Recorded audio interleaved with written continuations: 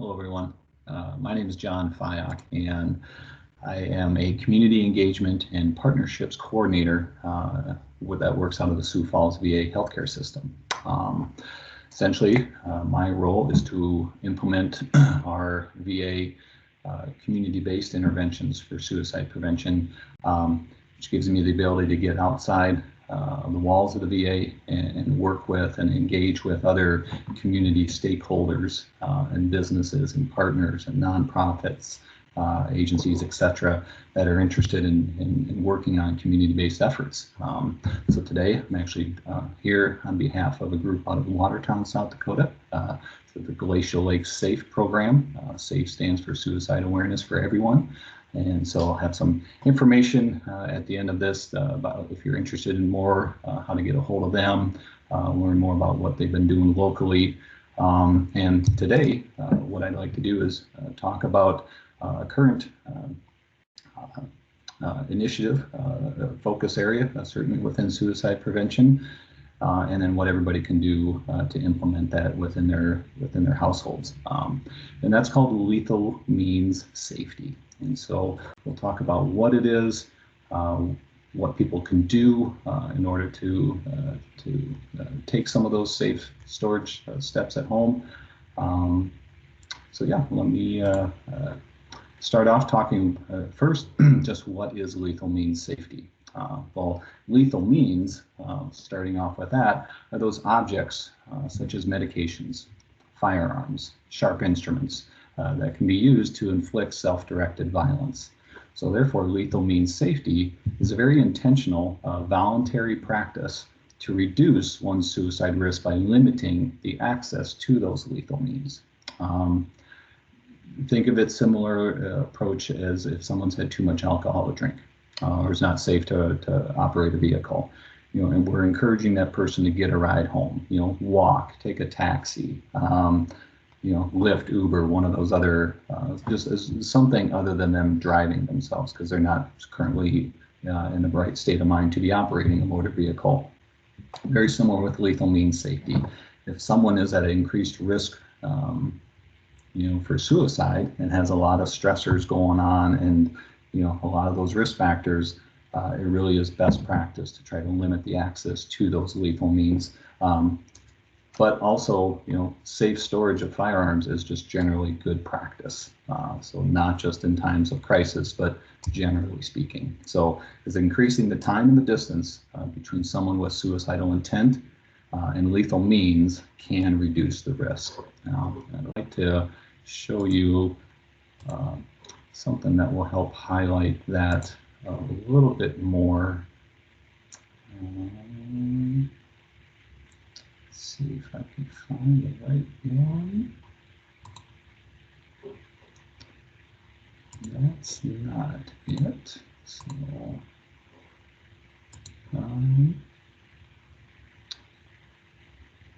here we go.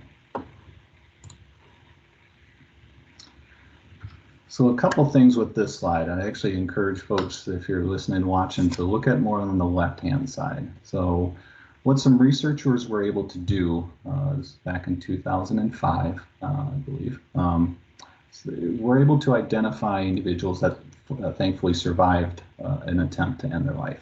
And they talked with them afterwards, after a period of time.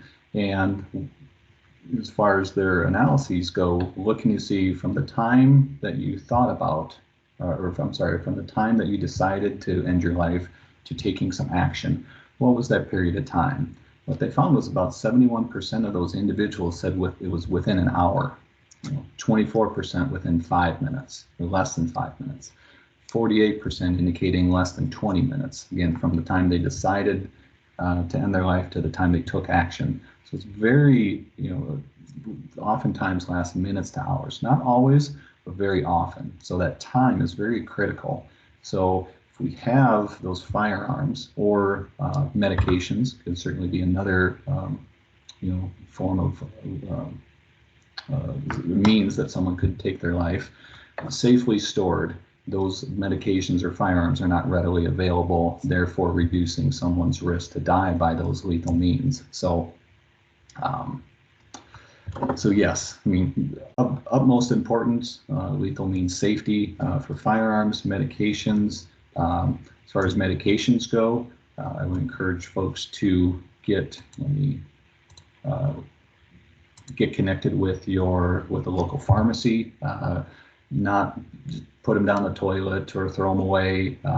Consult with your local pharmacy. Oftentimes there can be local drop-off boxes or take-back programs. So as far as medications go, again, unused, expired, consult with your pharmacy about safe storage with those. As far as like gun safety goes, there's definitely some different options. One of those can be, let me show you this. So on-site, not everybody's comfortable with, giving up their firearms or removing them. So really think about any step that increases the time and the distance between suicidal impulse and a firearm is going to reduce that risk. So a gun lock certainly poses a lower risk of, lower risk than an unlocked gun. If it's unloaded, so ammunition stored separately, poses definitely even a lower risk. Storage, again, within the household, again, trying to think about anything that puts that time and that distance for that individual. You do have gun locks. We've heard of folks taking the keys, putting it in like a Tupperware container, filling it with water, putting it in the back of the fridge, so make it even harder to access those keys. As far as like off-site storage, getting it outside of the house, oftentimes these can be even better ways to secure or reduce risk. Again, temporary off-site storage, that may include pawn shops, gun stores, or gun clubs. Can't say I know exactly what Watertown has to offer, but certainly some options here to reach out to find out what might be some options within your community. Want to also highlight some other resources here. Let's go back.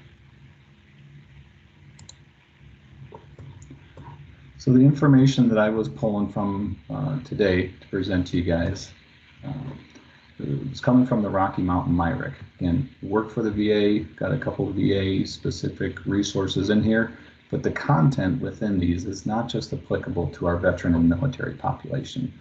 These are excellent resources for everybody, general population, military, great podcasts here to listen to, excellent resource. One of the items that I pulled off that is this firearm safety in times of community stress. Great tip sheet here. Again, one of those children spending more time at home. So again, could be that you yourself, firearm owner, doing well. You're in a good spot, but again, think about the overall safety within the household. The Helpline Center 211 statewide. If you're looking for community resources, community groups going up. If there are any going on in your area, 211 is a great resource statewide for that. And literally just dialing 211 or going online to the Helpline Center. Glacial Lakes, this is that local group out of Watertown. Great group, energetic group. Kelly, Jen, Stephanie, I mean, just others. It's just a great group that's going on. So if you're interested and motivated, want to do what more you can do, reach out to the individuals at Glacial Lakes. And then finally, a great toolkit as far as like safe storage, safe firearm storage, and highlighting that really is, this isn't just the VA, it's the American Foundation for Suicide Prevention, the National Sports or Shooting Sports Foundation. Got people, all hands on deck on a national level, different levels, putting toolkits together, and so part of my role then is putting those toolkits into action on the local level. So if you're listening to this, interested in what you can do, certainly reach out to me. I've got my contact information. Let's see here. End that, share something else, and should have my yeah, so the different website, this print was too small for you to see. We've got it listed there, and then my email address at the bottom.